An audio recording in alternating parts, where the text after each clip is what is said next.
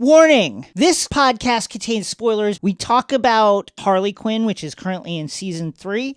We talk about some plot stuff. But if you're catching up on Harley Quinn, you're in season 1 and 2, or you just want to start season 3 and you're worried about it, don't worry. You can listen to this conversation, including our really, really wonderful interview with Justin Halpern, and you will not be spoiled. You have been warned!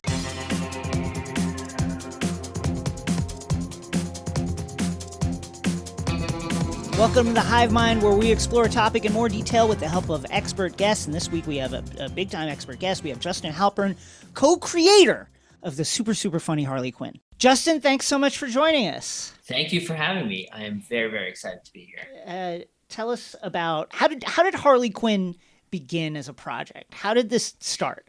I wish I had like this really amazing story that is about creativity and its inception. Sure. But literally this starts in the most kind of sort of like bureaucratic, large company sort of way, which is that I was under an overall deal with my partner, under an overall deal with Warner Brothers, and an executive from Warner Brothers, Susan Rovner, who's now the head of Universal, called us and said, hey, would you want to make an R-rated Harley Quinn cartoon? We don't know what it would be about, but do you want to make it?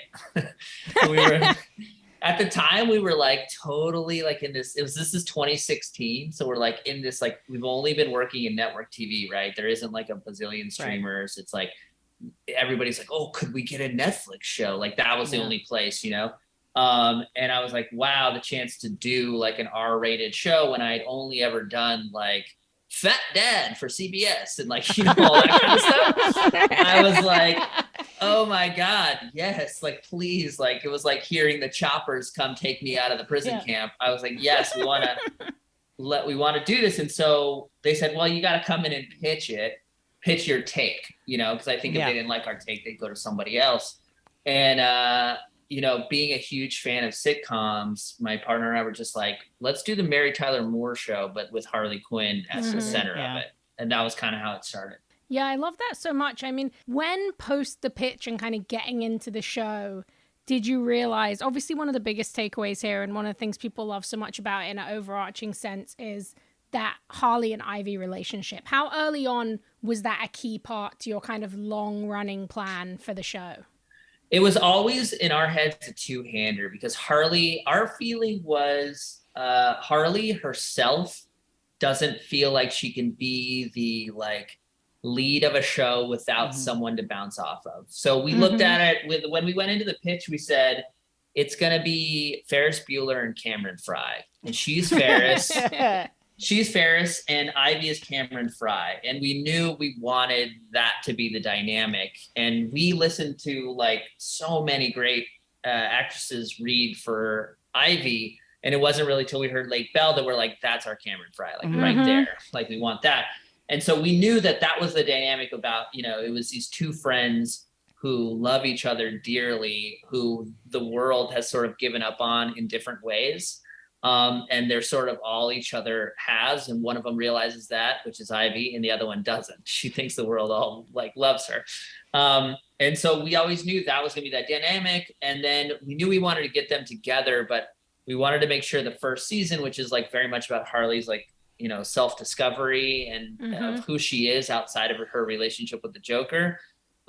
We were like, this is just, you can't tell that story if she just immediately starts dating somebody else, especially her best friend right after. And so we said our rule for the first season was there's no Harley love stories. There's no dating with Harley in the first season. You mentioned Lake Bell. Can we talk for a moment about this cast? It's like not even a murderer's row. It's like 2.5 murderer's rows. From Kaylee Cuoco is Harley. I mean, you've got Christopher Maloney delivering to us what I think is the best James Gordon. Best James Gordon. In DC history. Unquestionably. Alan Tudyk playing multiple characters, notably Clayface. We could go on and on. Michael Ironside for the old school 80s sci-fi heads. Tom Hollander, Alfred Pennyworth, Jason Alexander, Ron Funches. How did this all come together? Andy Daly, Mr. Rogan. It's like you could just go on and on. It's actually insane to look at. How did this cast come together? It feels insane to me too when we look at it. Like I'm like, why did all these people want to do this? I think it was this thing where, okay, so it's a couple things, right? Like I've worked with actors my entire career.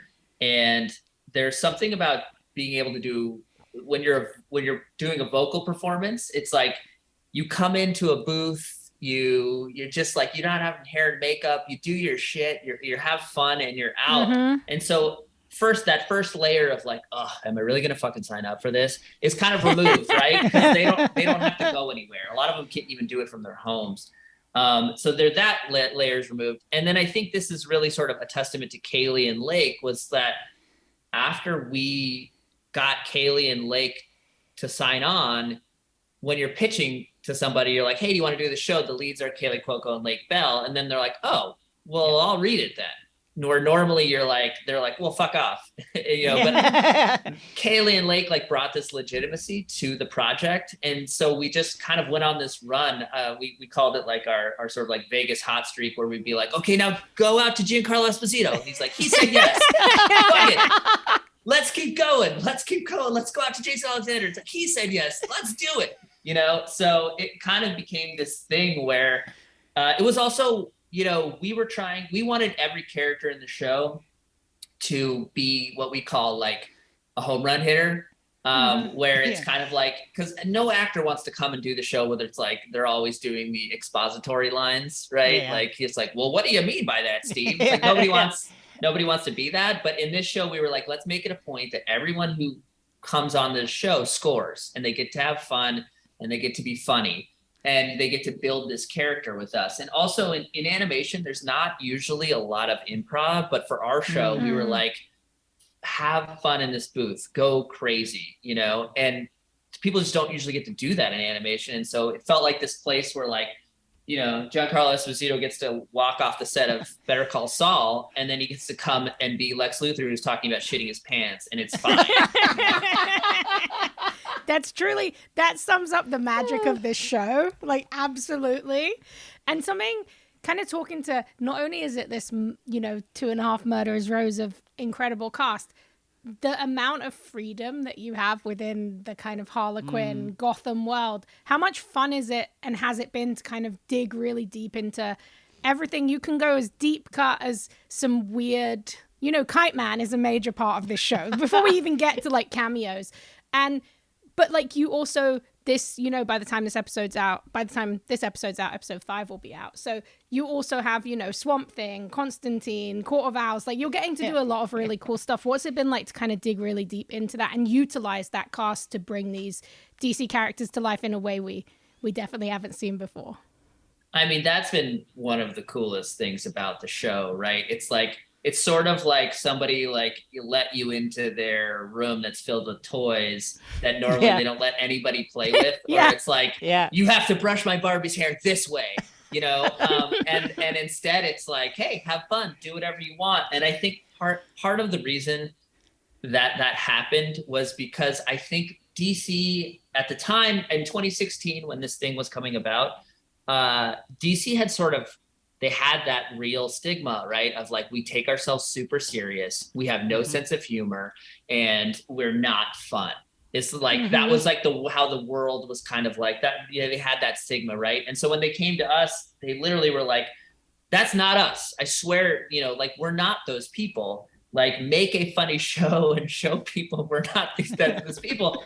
And so DC really kind of like let us go. I mean, to their credit, like, I have no idea what it's like to work at Marvel. I've never worked at Marvel. I've only worked at DC. But what I can tell you about like DC is that they give you the rope to hang yourself, Yeah.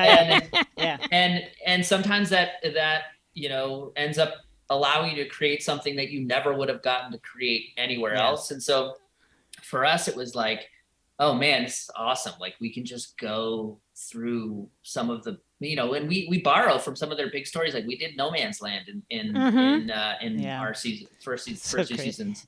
So it's like, we really tried to like do a show that comic book heads would like, but also if you've never seen a comic before, you can enjoy the show. Were the takes on the characters kind of always there? I mentioned the wonderful Christopher Maloney as Jim Gordon, who begins, as kind of this super cracked out on caffeine, like schlubby guy, and has since evolved into like a kind of proto-fascist who's like running for mayor. Were those takes always there, or did it kind of evolve over time as the talent would come in and give voice to these characters? So some of them did and some of them didn't. Like we a lot, every time anyone in the cast came in, they helped us build that character further. Like Chris Maloney was like, I mean, we had said beforehand, we were like, look, our Commissioner Gordon, if that person actually existed, he would have the most severe PTSD of any human being alive, right? Like, there's no amount of therapy that would fix this broken man. Yeah. And so telling that to Chris Maloney, he's like, great. Yeah. And he could go to a dark place. And then in some cases, like with Bane, James Adomian, we didn't know what kind of Bane we wanted. We were listening to takes of Bane that were all over the map. And James Adomian came in and he was like, two things happened. James Adomian came in and started doing his version of the Tom Hardy Bane. And I was like, this is because he was like, this guy, if he actually talked like that, he would be like, his whole life would have been ridiculed. And that's why he works out so much, right? Just to like beat up bullies. And then the other thing that had happened at the same time is when we were doing the character design for Bane, we had a whole bunch of different character designs. We talked to our character designer, this guy, Shane Glines, who did like the original Batman the Animated Series, like this amazing artist. And Shane drew our Bane that we saw. And I was like, Shane, this is really funny. Like, why did you choose that? And he was like, well, to me, Bane is a guy who doesn't ever work out his legs.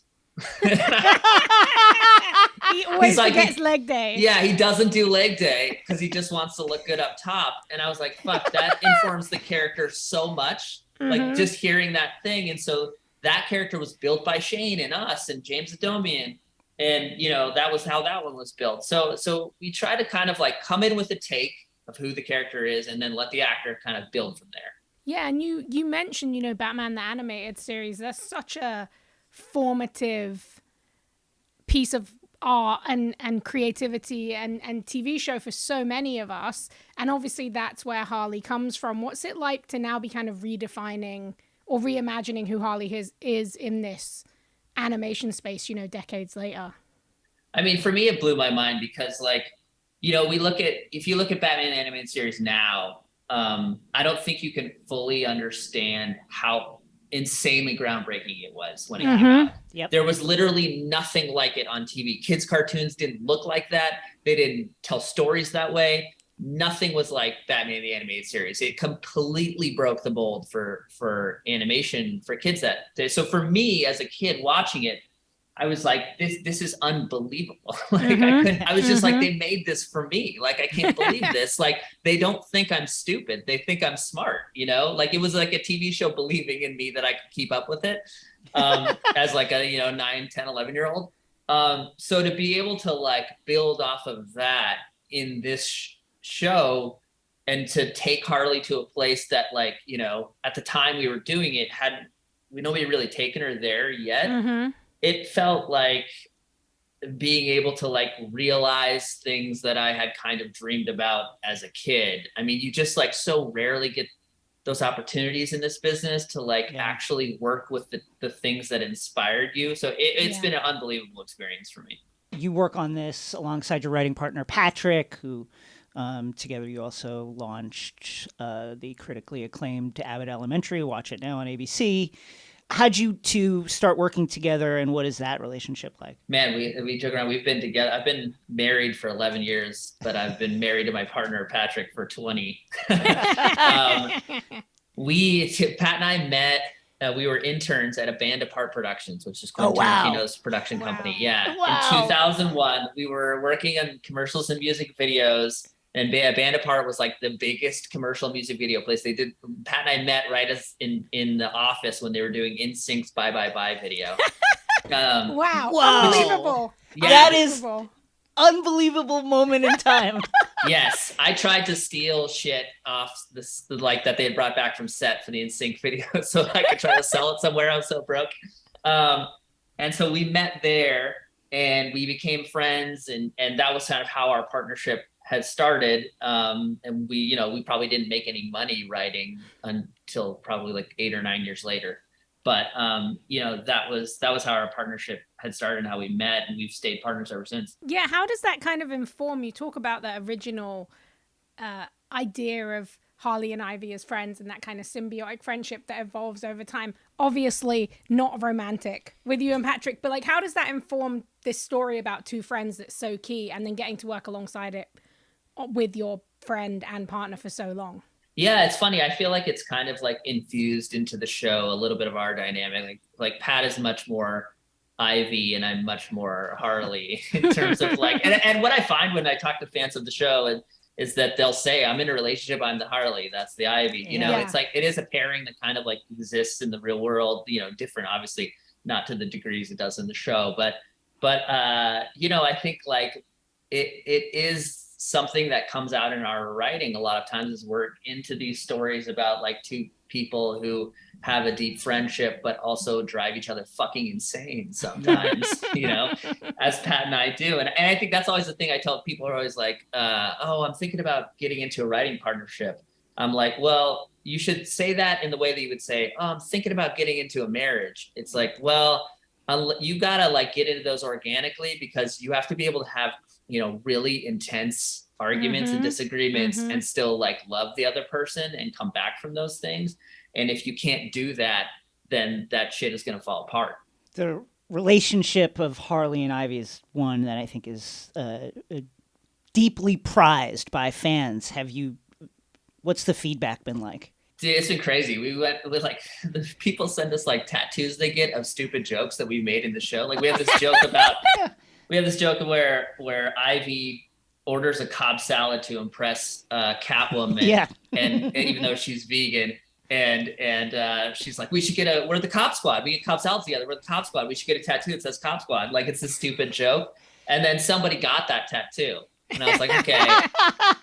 In real life, I'm like, this is the pinnacle of. I think, you know, it's really like, you know, I am a straight white dude, but I have heard a lot from the queer community that like this relationship being a like solid relationship between two people, where we're not just kind of like having them break up and get back together and it's volatile in that way, has really meant a lot to them.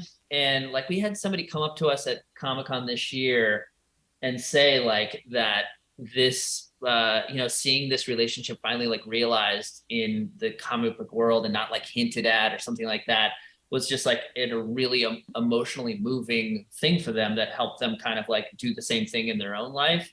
And I'm like, fuck, I'm just making dick and fart jokes. Like this, the fact that it did that is such a like an amazing thing to hear, when you're just, you know, it makes you remember that like, oh, right. Like you make these things, but they have a life of their own as they go out into the world, and like, let's put out shit into the world that we think is good. Like, you know, and I think that it's been really amazing to see the response to those two together. Yeah, I think that kind of the dick and fart jokes thing is actually part of why it feels so profound, because it's like they get to be in a normal R-rated adult comedy, but they get to be queer. And I think like that, and also like you said, like for a long time that was implied, then it became textual, but really the show is the first place that gets to explore it in this kind of long form way. And something that I think is really cool that, you know, you guys talked about a lot is this notion of, as long as you're running the show, Harley and Ivy aren't going to break up. It's not something you're interested in. But now that we're there and we're in that space, honeymoon period's kind of over, what kind of challenges does that bring to you on a storytelling level? It's funny. I actually kind of like looked at it in a different way. I almost looked at it as a feature, not a bug. Like when we were telling stories, when they were apart and we couldn't tell romantic stories between the two of them because they hadn't gotten together yet, there were so many stories where I was like, fuck, we can't tell this one yet because they're not together. And so as they're together, it brings up this opportunity to tell all these stories that we didn't get to tell the first two seasons because they weren't together, right? And it's like, to me, it felt like, oh, you know, like anytime you make a show with a will they, won't they, the fear is that as soon as they do, the show sucks. You know, like it happens, right? If your whole show is built around will they, won't they, and then they do, a lot of times your show is just like, oh, now they did, and they're a fucking boring couple. Can't stand them. And so I think for us, it was like, we kind of felt like, hey, our show is not built around a will they, won't they. So let's not put that kind of pressure on the show. And instead, let's allow ourselves to tell, you know, the kind of stories you might tell on any show with two people who are together. Let's talk about the jokes for a second. I opined the other day on social media that Harley Quinn has probably the highest joke per minute rate of a show currently on TV. I think people might quibble with that, but the jokes come fast and furious. What's the philosophy there behind just absolutely spraying us down with jokes? I'm going to tell you a secret. I think that it is built upon insecurity and self-loathing. Like all good jokes. Come on. Because here's why. Because every time I write a joke, or any good joke writer I think writes a joke, they think, oh, this joke might be a total piece of shit, hacky joke. So if you write 1,000 of them, then you're like, if you hate that one, there'll be a different one coming up next. And if you hate that one, there'll be another one that comes up next. And if you hate that one, and so on and so forth. And so really it sort of comes from I think probably we all have that friend who literally is always making self-deprecating jokes and too many jokes. And you're like, fuck, dude, just calm down a second and believe in yourself for 1 minute. But in the writer's room, you always have that feeling of but what if this one's not good? All right, let's write another one, And I think that's kind of where it was born from. And also just the writers, and Patrick and I, the shows that we loved growing up, like The Simpsons and Seinfeld and 30 Rock, those shows were all built on a joke every 2 lines, it was a joke was just happening. And I love those challenges in joke writing. It's just so fun to see something that really hits. And so that's kind of why we built it that way. Yeah. And I mean, I think that you all take such brilliant advantage of kind of the amount of good jokes there are to make about this stuff, whether it is your crazy. I've talked about this a lot. I actually talked to you about it at San Diego, so sorry for repeating myself, but I've watched the season. I think it's brilliant. I still can't get over the Rube Goldberg machine death that introduces rat bat or bat rat Bruce Wayne, things like that. So could you talk a little bit about how much, because I just imagine it's the most fun, but kind of that building those many jokes in, but also always bringing it back to that comic book place, because that's why the jokes are so good, is so many of them feel like jokes you just make with your friends if you read these comics. Yeah, I mean, that's it's funny, I would say the makeup of our writer's room, it's probably half the people are hardcore comic book fans and half the people maybe don't even read them at all. Yeah. And I think that we wanted that kind of split because we wanted to make sure the show wasn't too insular. It wasn't too inside baseball. And I think that, so a lot of times what we do is if somebody's if somebody pitches a joke, we talk about percentiles, right? Of who's going to get it. Right. Yeah. And we're like, is this a 10%er? Is this a 40%er? Is this and it becomes one of those things where I'm like, it's either got to be a 60%er or up, or it's got to be a 1%er. And because that 1%. And what I found is that especially with that sequence you were talking about, right? Which for those who haven't seen it, it's the mayor is killed in this crazy way. The mayor of Gotham City is killed in this insane Rube Goldberg kind of way. And during this killing, a rat family that is dressed to go to a show, much like the Waynes. Is the parents are killed and the young rat holds up the mother's pearls like Bruce Wayne did when his parents, and we're seeing the origins of what would be this rat becoming Batman. And I think that just became, I remember in the moment we were talking about Batman and we were like, how many fucking times are we going to see this man's parents die? Too many. How many times? And then I was like, you know what? We actually made it into an episode this season, coming up episode 8, but we were like, let's kill this guy's fucking parents so many times this season that that they never do it again. that it's just that we've ruined it for everyone else. Let's absolutely just beat the audience to death with the amount of times we kill Bruce Wayne's parents, and then we're gonna kill little rat Bruce Wayne's parents. We're gonna anytime we see Bruce Wayne's parents, we're gonna fucking kill them, because we just want this to be this oversaturated thing where we're kind of poking fun. And again, to DC's credit, DC was like, do it. We love Bat Rat. I think, as when you're just watching TV as a pure audience member and you see, an episode is written by so-and-so, directed by so-and-so, maybe created by some other names, it might be hard to kind of like grasp all the hands that touch everything. Tell us like how collaborative Harley Quinn is, creating this show is.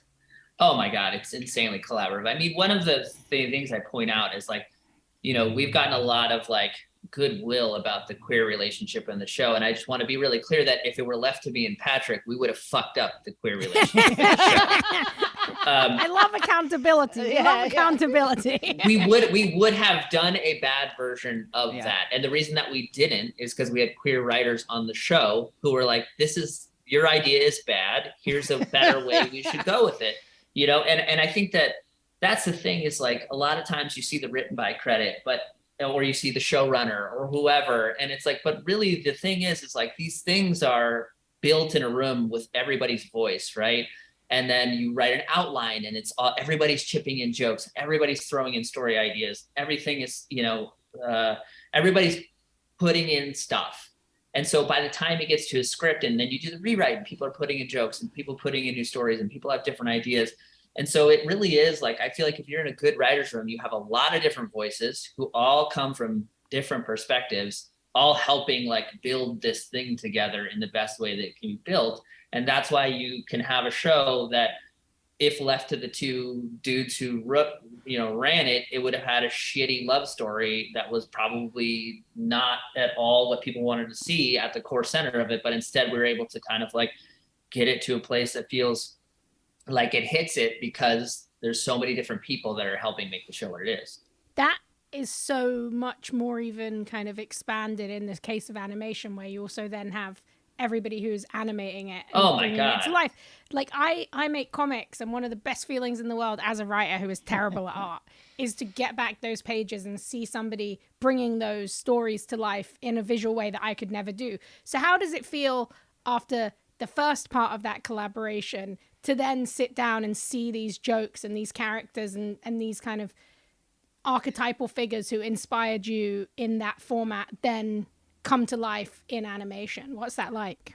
I mean, my favorite thing is like a lot of the animators who work on our show, previous to this, they worked on like kids shows. But a secret thing, a secret thing about animators is they are so fucked up. They are like, they have the most twisted minds of any human beings I've ever seen. When you take an animator who has been working on like Peppa Pig or like, Unikitty for 6 years and you free them and allow them to be their like really twisted self, then you start getting stuff that is just like unbelievable. Like our team, like Jennifer Coyle, Stacey Aronovich, all of our directors, like their team just goes for it. Like we have that in the fourth episode of this season, there's an orgy happening at the Court of Owls, right?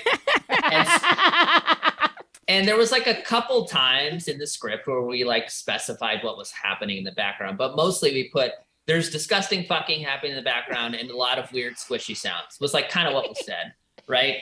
And we realized after we got back the first boardomatic of the show, the animators, the like disgusting shit that was in the background of that episode was so vile and so like just like so disgusting. The sex acts that were in it were so upsetting that like we were like, wow, you can never again say to an animator like people are fucking in weird ways in the background, because they will.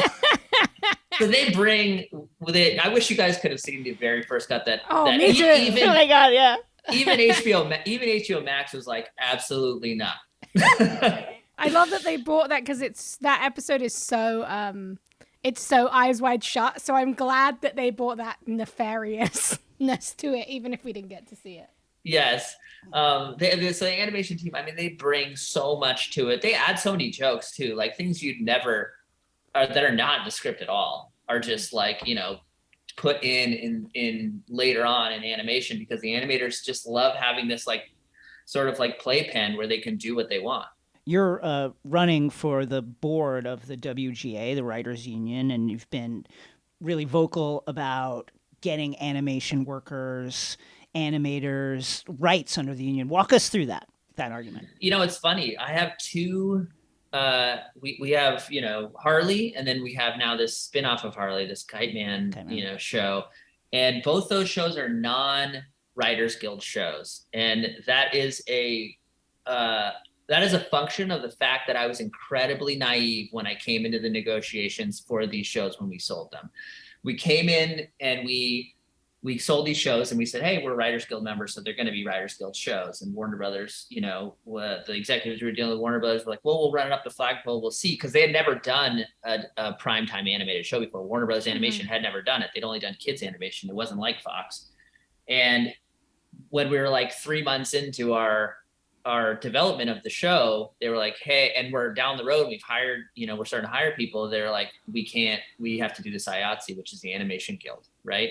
Which just, the Animation Guild, great guild for animators, terrible guild for writers, because the minimums that they pay writers, the script fees that they pay writers, everything is treated like it's 1945 and Walt Disney's screaming at them, you know? It's like, fuck you, you have no rights, you're a fucking piece of shit. You know, it's like, that's how writers are treated, I believe. And I think that Writers Guild needs to be covering that, right? But the only way we can make that happen with the studios is because it's so much cheaper for a studio to make a show IATSE, because it means they can pay everyone on the writing side way less, right? So the only way we're going to get all of these studios to flip is if we, as an entire union, collectively say, we're no longer, going forward, we're no longer going to create new shows that are animated, that are not covered. Our writers are not covered under the guild. The animators can be covered under IATSE. It's totally fine. Yeah. But for our writers, they need to be taken care of by a writers guild. It is a guild for writers. Justin, thanks so much for coming on and talking to us about everything you're doing and Harley Quinn. Please come back again. Thank you so much for having me. And Rosie, I knew I saw you at yeah. I had a mask on. I was like, I have to ask about that again because our listeners need to hear you explain it because it's like so good. it's one. I also love. I deeply love Swamp Thing and Constantine, so I was feeling very pandered to in episode 5. So yeah, I was worried about that a little bit because it's such a different Sam Richardson voice, the Swamp Thing. Yeah, and he's so good. He's great, and it's such a different version of Swamp Thing than we have seen before. No, sexy boyfriend Swamp Thing. You're going to be getting a lot of fan art for that one. Oh my god, unquestioned man bun Swamp Thing. The fan art. The fans are gonna love it. If I could just tell you one quick story about fan art. Yes, please. So I didn't realize when we did the show the level of fan art I was going to receive sent to me on Twitter on a daily basis. And to the point, so to the point, I've gotten the craziest shit sent to me, to the point where I found out that sharks have 2 dicks because of a fan art that was sent to me where it's somebody drew, they were like, hey, love your show. And then they drew a picture of King Shark in a straitjacket with wire wrapped around his balls and his 2 erect penises shooting out. And I was like, what? This is insane. But also, this is how I learned that sharks have 2 penises, I guess. This is coming from this. Like, the fan art is so nuts and so crazy. And the weirder it is, the more I love it. But yeah, it's I'm hoping to get some good Swamp Thing fan art. Justin, thank you again, and thank you for giving us the 2 dicks story. You're welcome. Thank you. It's the story we need. Yeah. Thank you guys for having me.